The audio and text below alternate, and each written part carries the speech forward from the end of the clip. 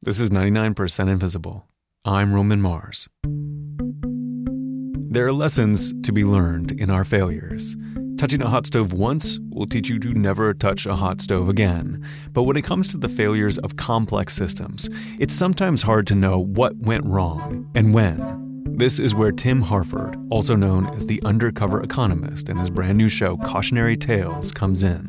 It's a podcast that brings you stories of awful human error, tragic catastrophes, daring heists, and hilarious fiascos.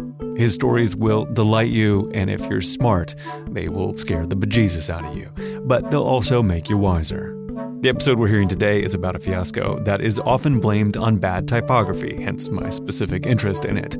But the full explanation turns out to be much weirder and more surprising. Here's Tim Harford with Cautionary Tales. You've heard this story before. You might even have watched it happening live. 33 million people did. There they stand, together on stage, Faye Dunaway and Warren Beatty, Bonnie and Clyde together again after 50 years. Even for a pair of veteran Hollywood stars, it must have been a nerve-wracking moment. Yet their task seemed simple.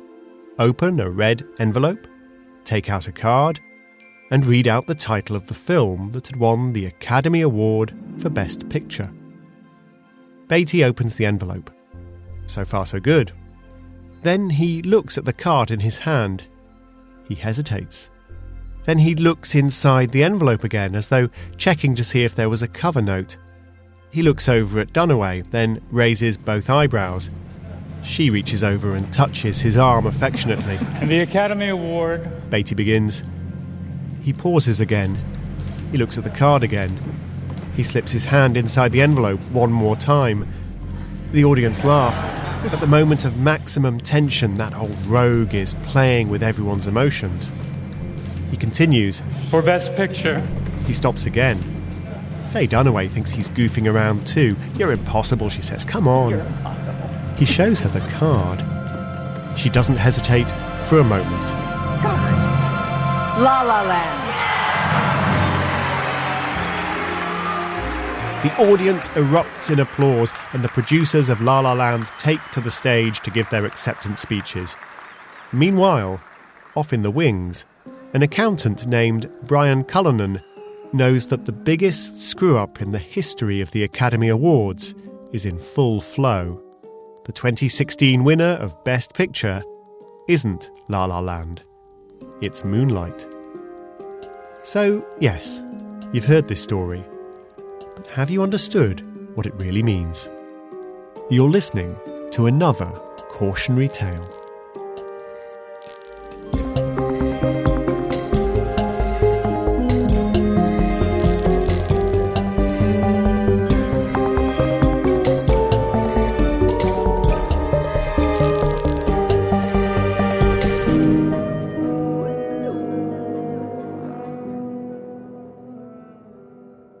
There's a simple way to tell the story of this fiasco.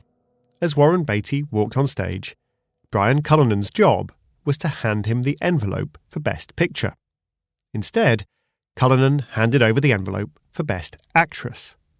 A few moments earlier, that award had been won by Emma Stone for her performance in La La Land.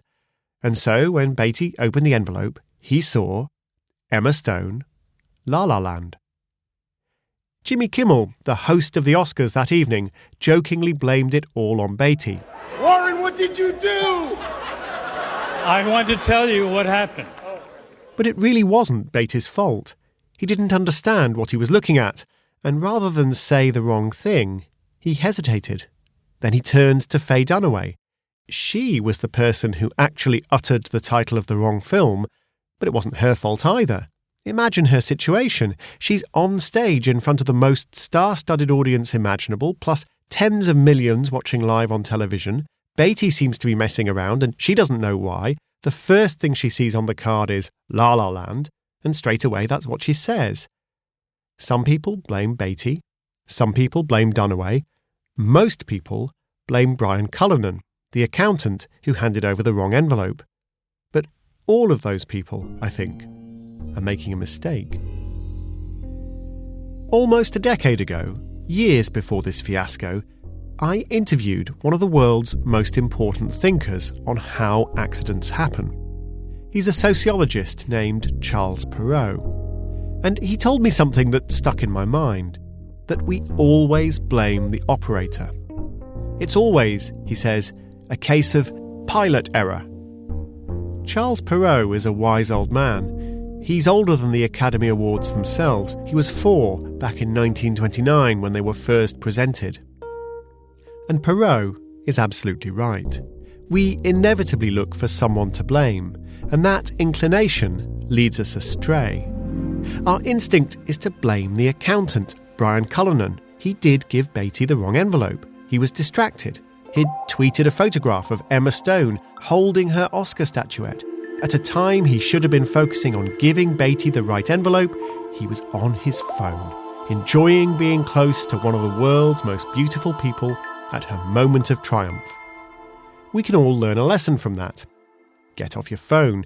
Get off your phone when you're supposed to be having dinner with your family. Get off your phone when you're supposed to be driving. And get off your phone when you're supposed to be giving the envelope containing the best picture card to Warren Beatty.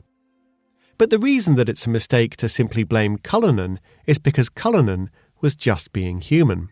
Humans are always getting distracted. Humans are always making mistakes. If our systems can't cope with those mistakes, then it's hopeless to demand better humans. We need better systems. When La La Land fleetingly won Moonlight's Oscar, some rich and successful people suffered some embarrassment and some heartache, but nobody died. Yet the lesson of the fiasco is far from trivial. The same kind of mistake in different situations can be catastrophic. Such mistakes can lead to nuclear accidents and financial meltdowns. And when I say can lead, I mean have led. Such disasters have already occurred. So, let's try to understand what really happened that strange night at the Oscars. Perhaps we can use that insight to prevent far more serious calamities.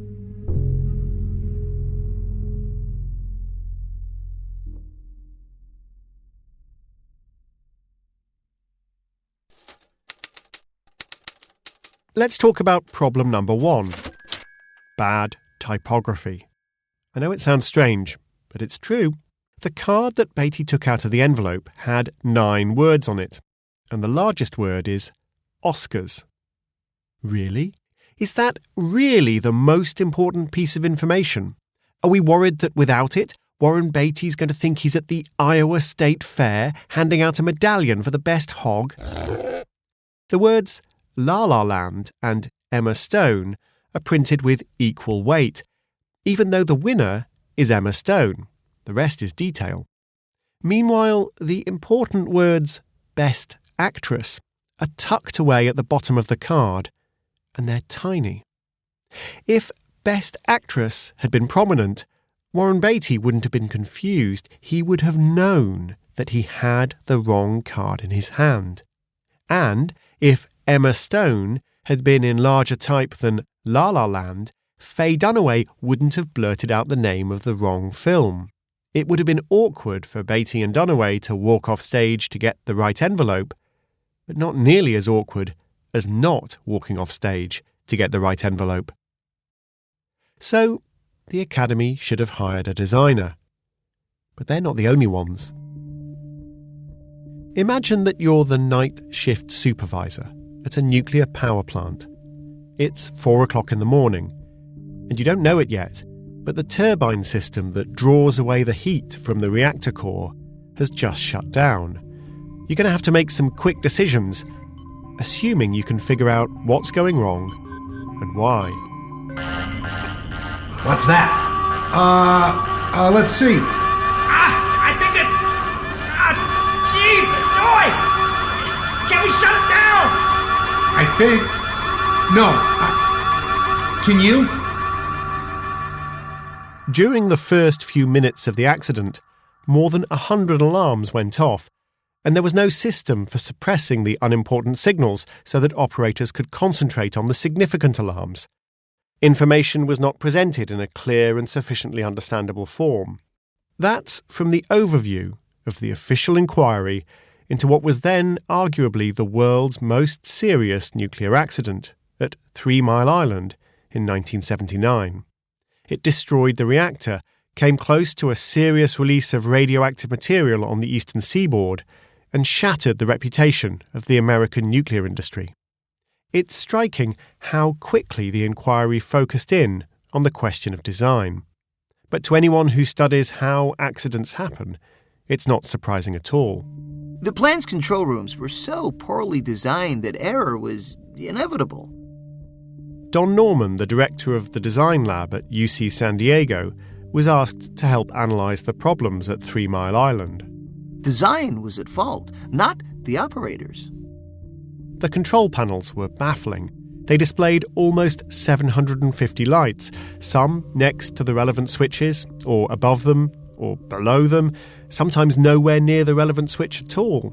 Red lights indicated open valves or active equipment. Green indicated closed valves or inactive equipment.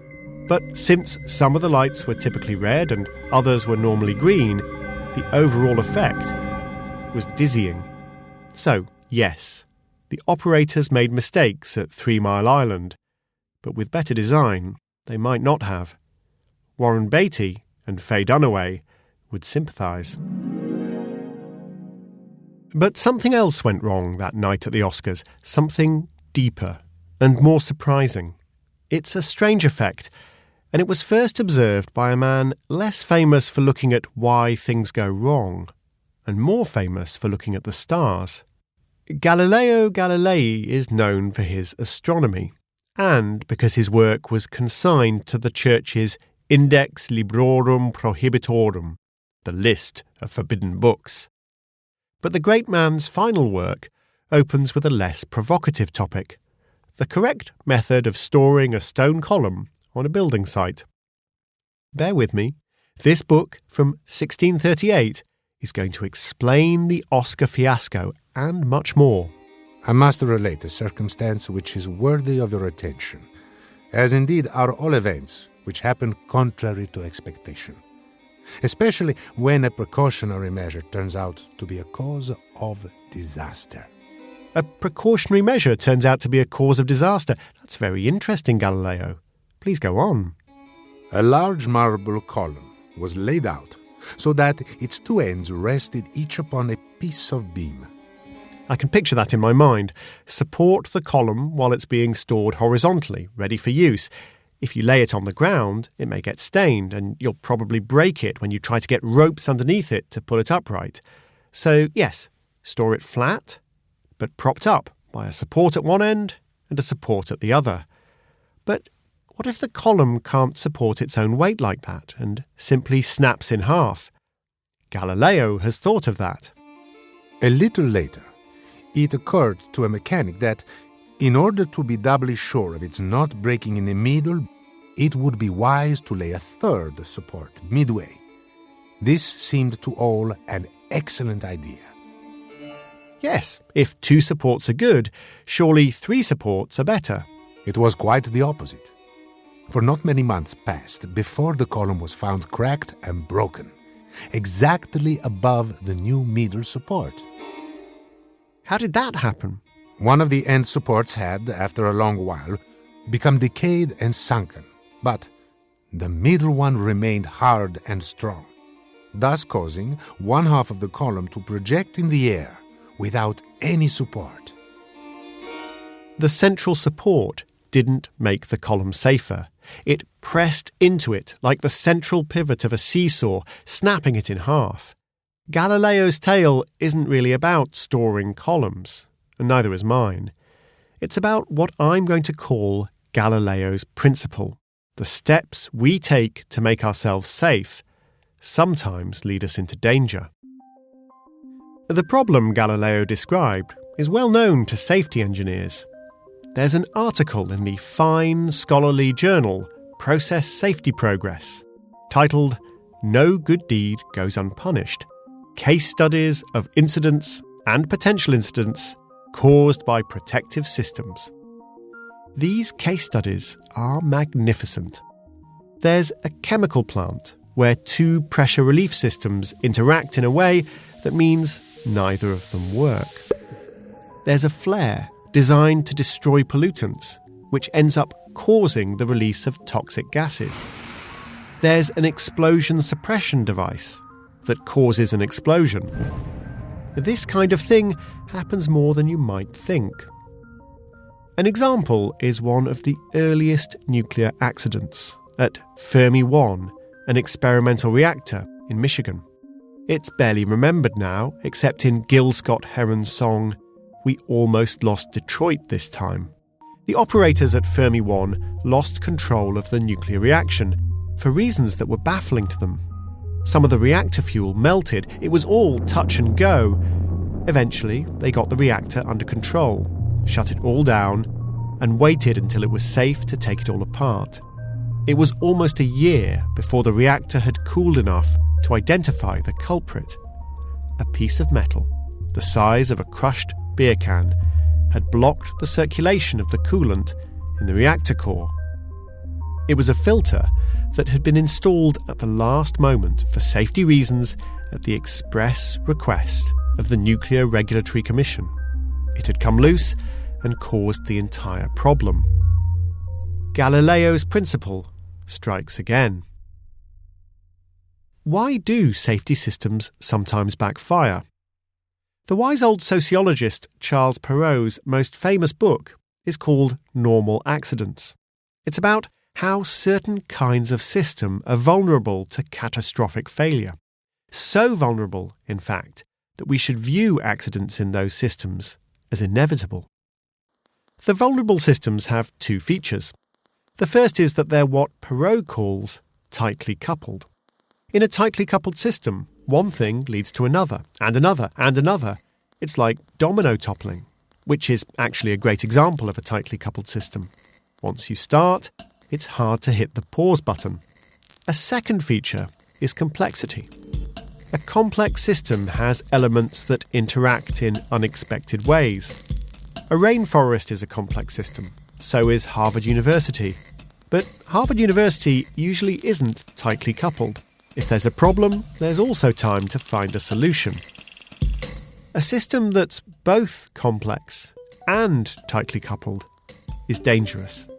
The complexity means there will occasionally be surprises. The tight coupling means that there will be no time to deal with the surprises. Charles Perrow's theory explains Galileo's principle.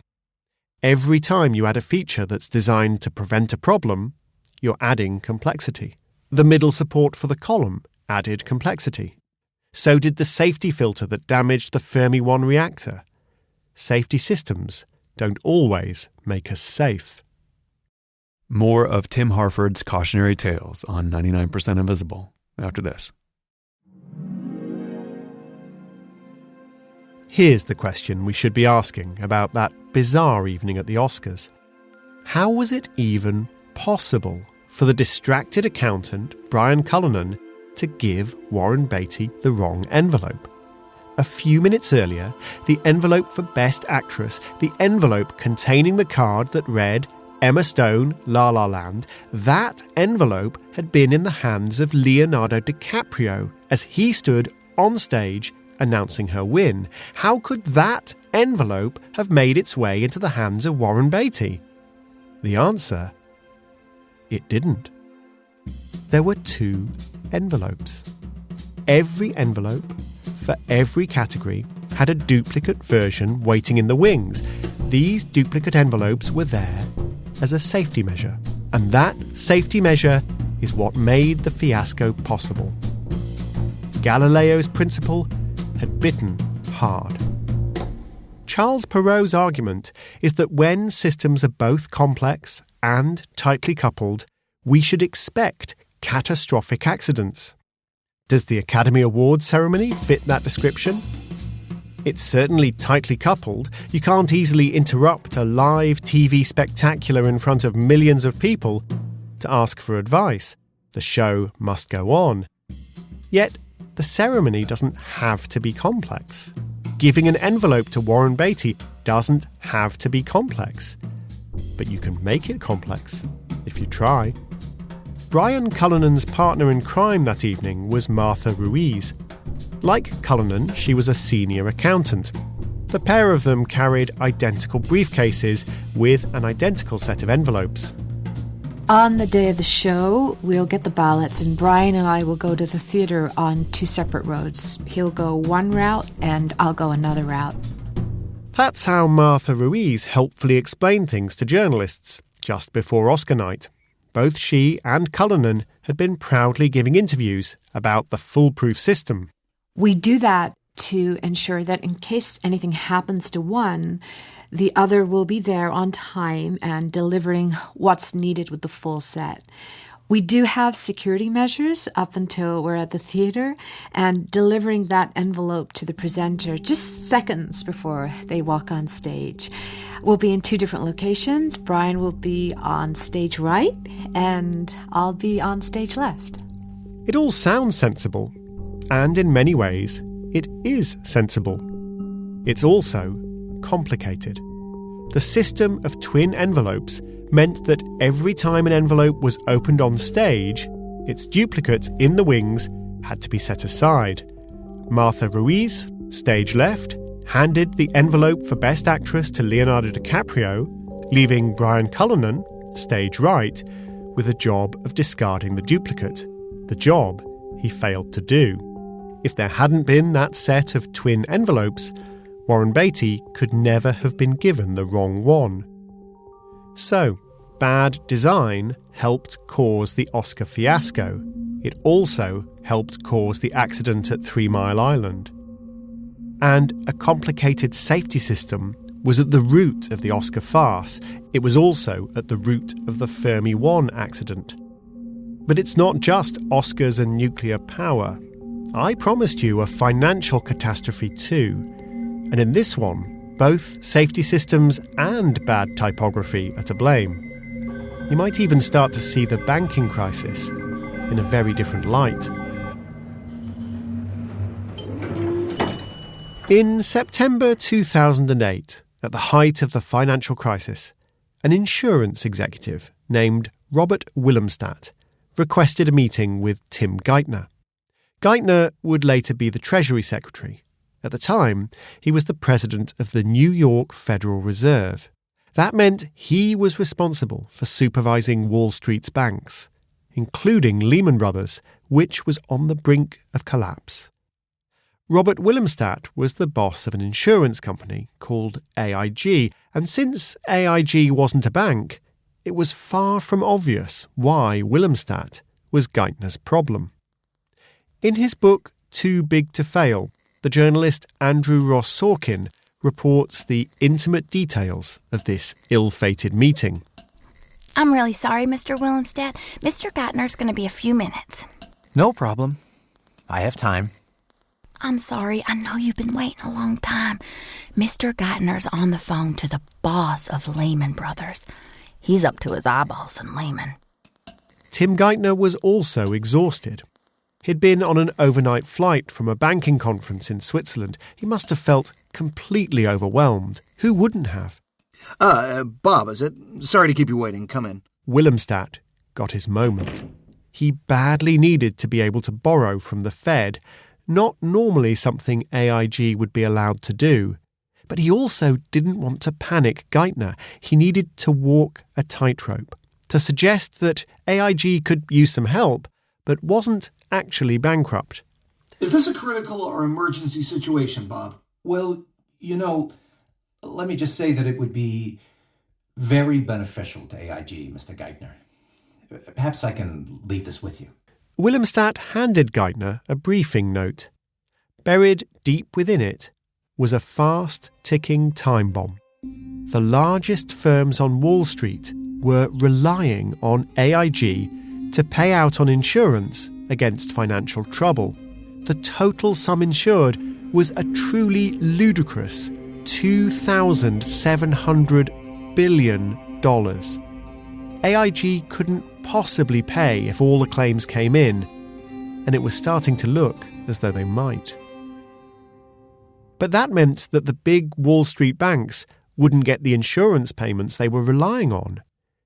AIG was both a bigger threat to the financial system than Lehman Brothers, and a far more surprising one. If AIG was a safety net, it was one that wasn't going to break anyone's fall. But to realise that, Tim Geithner would actually have to read and absorb the information in the note. And he was busy. Really busy. So instead he filed it away and turned back to the Lehman Brothers problem. AIG would melt down a few days later. The parallels with Oscar night are uncanny. For one thing, Geithner, who's no fool, had no idea how to interpret what he was looking at. It was unexpected, and the key information was buried in the small print.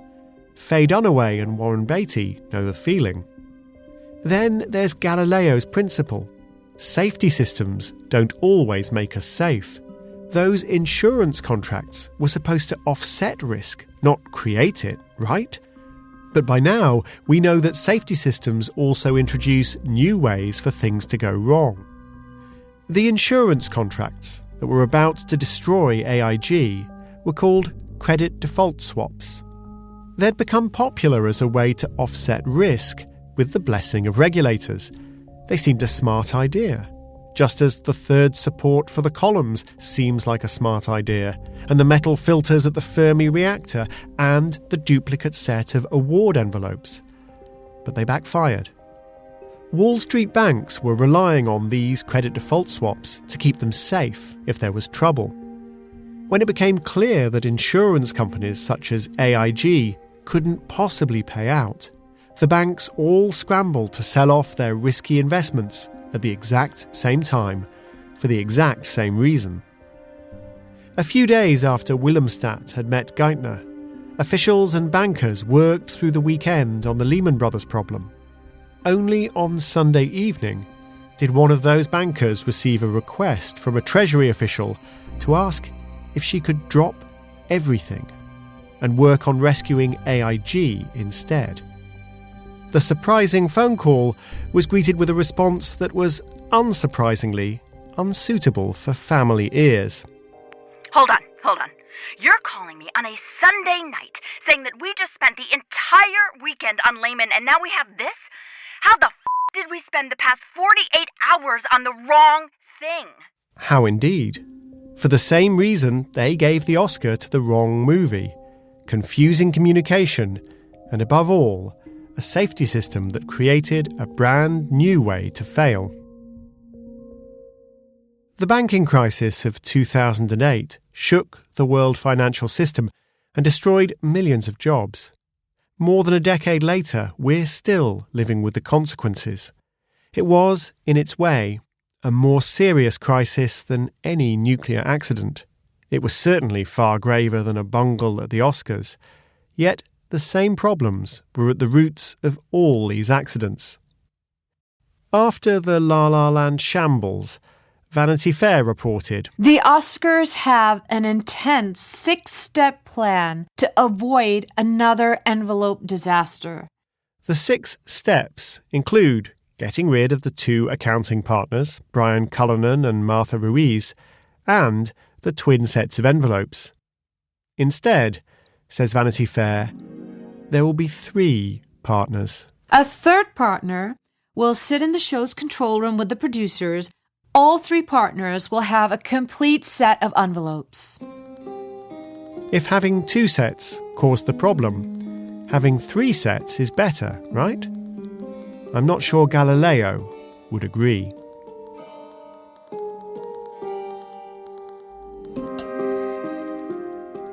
You've been listening to Cautionary Tales. I expand on some of the ideas in this episode in my book, Adapt. You might like it. Cautionary Tales is written and presented by me, Tim Harford. Our producers are Ryan Dilley and Marilyn Rust.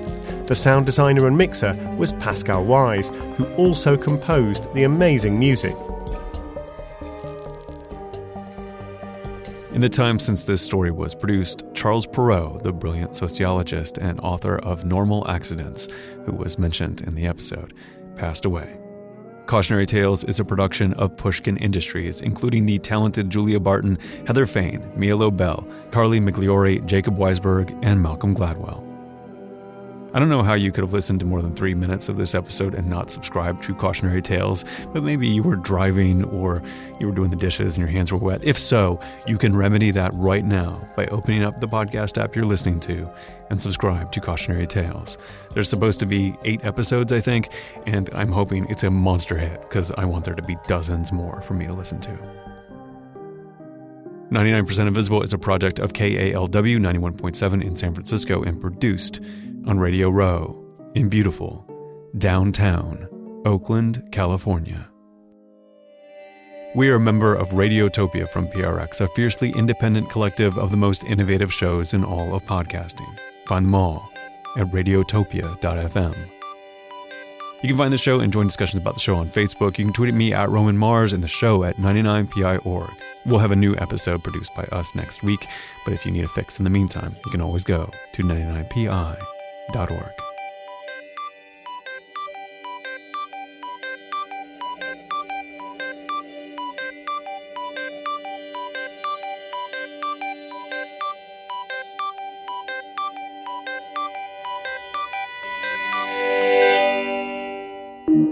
Radiotopia.